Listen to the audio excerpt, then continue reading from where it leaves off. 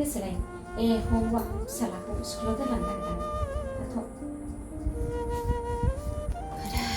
गोलोमबाय मेंलायलायथारबाय आङो स्कुला आरो खाथिसोबावखायसो फैसा गैखायिजों खथ्था मोजां जाबोदोंसो बर' मिडियामाव खाथियावनो फोरोंनाय मालाय सोदोमस्रि लोगोसो जा खाफाल गोनांखाय न'आबो जा मोजां साइज स्कुल खालामदों आं दासो प्राइभेटाव 8,000 10,000 बेथनाव मावनाय बहुद खस्थ' जा सिन्थासो जायो आं मालाय मास मोनसेयावनो 4-5 जायगा बेरायहैयो जोंहाथ' बङाइगाव पार्कआवनो लांजाया फुङावनो सिखारदो खामानि मावदो बिफानो संनाय खावनाय संनानै जाहोहरदो टिफिन बानायना हरदो फिसाज्लानोबो आरो बिमा बिफाखौबो सिबिहरलायो खानायानो मोनलालाय सिखारनाय दोंबेसे दङ आंनाबो बिदि खाफाल जायोमोनब्ला साय मालायसो फैसायानो दोनथ्र'लायनाय हाया बेंकआवबो दोननानै जायगायानो गैलायला मा बेंकआव दोनखो फैसायाबो मालाय बेंकआव दोनजोब्बाय जायगायानो गैला सिबिआइफोरजों हमजानो गिनानै अफाय दोनथ्र'नो अफाय मानो हटेल धाबा बायदिसिना आरो बिसिनिबो मालाय पार्लार लुना होबावबायसो आंहा रोंगौथि थाबाबो गैया रोंगौथि थाबाबालाय मा जानो सिगां बिजनेस खालामग्रोनोबा फैसा नांग्रोगौ फैसा नङाबा मारै जानो फैसा बाहायग्रोबासो फैसा फैफिनगोन बेबो गैया ओइ बिहामजो आयौ आयै मा खालामगासिनो मा गिदिर रायलायगासिनो बेखौसो लानानै सिन्था जादों मा गिदिर रायलायगासिनो नोंलाय बिहामजो नै दसे बार जादां बाबुखौ स्कुलनिफ्राय दोननानै फैनानै रायलायलाबायदां मारै जालांगोन मारै मागोन फिसाखौ मारै फोरोंलांगोन बेफोरखौ औ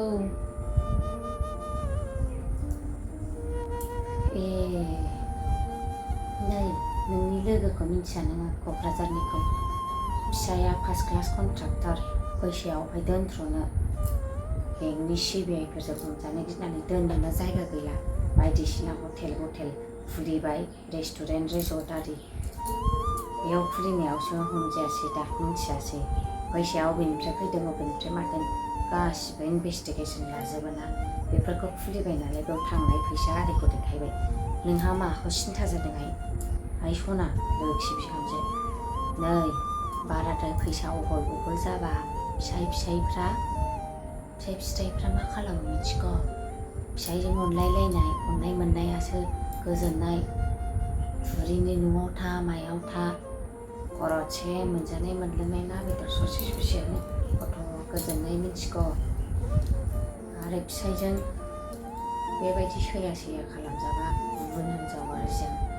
जरा लागायनो सानब्ला जेबो ओरैबायदि दुखु खैफोद जायो मिन्थिखा नोङो आंनो नोंनि बिनानावा खिथाहरो लोगोआ बिनानाव सोलोंलांबाय जा मोनजादों जा मोनलोंदों बेवनो गोजोन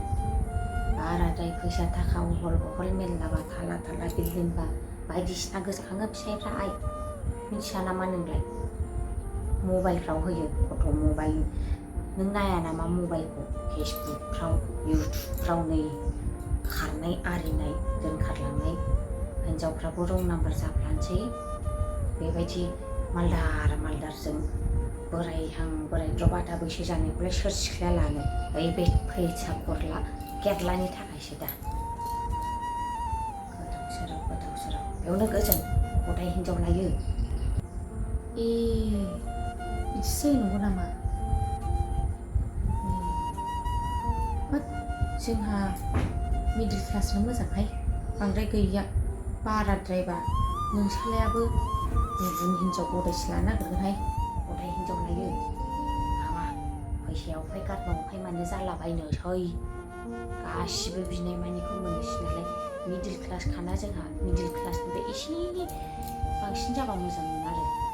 दालाय गारि साखा खब्रै दंखायो बेरायनो माथो सिन्था टाइमसो मिलायनो हायाखै दा आइ एडजास्ट खालामनो फैदो नै आंनि लोगो फैदों थुनालि फैदो आइ बेफोरखौ सिन्था खालामनाङा गथायलायो मिथिखा जानो लोंनो सुख मोननाय नङाबो दा बेसेबां आराम मोखां नायलाय जानो मोनदों बेनो बेसेबा गोजोननायनि बाथ्रा है औहाय आइ थिखौनो बुंदों नोङो जि दं बेजोंनो गोजोननांगौ आंखौलाय आङो फैदो आइ फैदो दे आं मोजां